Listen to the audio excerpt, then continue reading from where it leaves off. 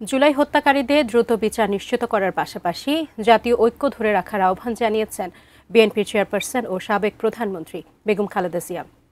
অন্যদিকে বিদ্যমান বাস্তবতায় সংখ্যানুপাতিক নির্বাচন ব্যবস্থা দেশের জন্য উপযোগী কিনা তা গুরুত্বের সঙ্গে ভেবে দেখার আহ্বান জানিয়েছেন দলের ভারপ্রাপ্ত চেয়ারম্যান তারেক রহমান। বিস্তারিত মনিরুল ইসলাম মিন্টুর রিপোর্টে। ২৪ জুলাই আগস্ট গণঅভ্যুত্থানের প্রথম বর্ষপূর্তিতে বিএনপির ৩৬ দিনের কর্মসূচির প্রথম দিন রাজধানীর চীনমৈত্রী সম্মেলন কেন্দ্রে গণঅভ্যুত্থান ২০২৪ জাতীয় ঐক্য ও গণতান্ত্রিক অভিযাত্রা শীর্ষক আলোচনা সভা এবং শহীদ পরিবারের সম্মানে বিশেষ অনুষ্ঠান। এতে শহীদ পরিবার, আহত এবং ফ্যাসিবাদ বিরোধী আন্দোলনে অংশ নেয়া এনসিপি, জামাত ইসলামী সহ ৬৩টি রাজনৈতিক দলের শীর্ষ নেতা, বুদ্ধিজীবী সহ নানা শ্রেণীপেশার মানুষ অংশ নেন। আওয়ামী লীগের ১৬ বছরে বিভিন্ন সময়ে গুম খুন হওয়া পরিবারের সদস্য এবং আহতদের কয়েকজনও কথা বলেন।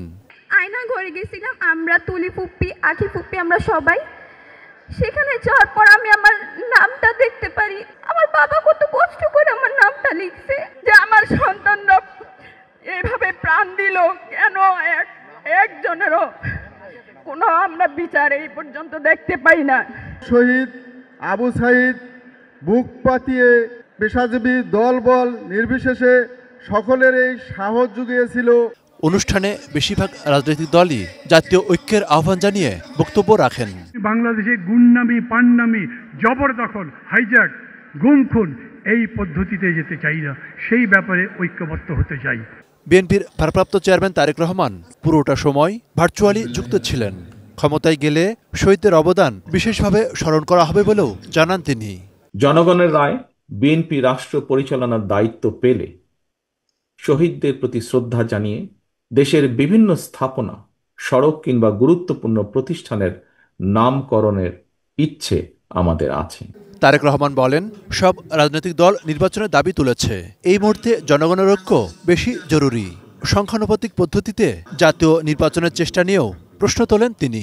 কোন রাজনৈতিক দল সংখ্যানুপাতিক নির্বাচনী ব্যবস্থার দাবি তুলেছেন।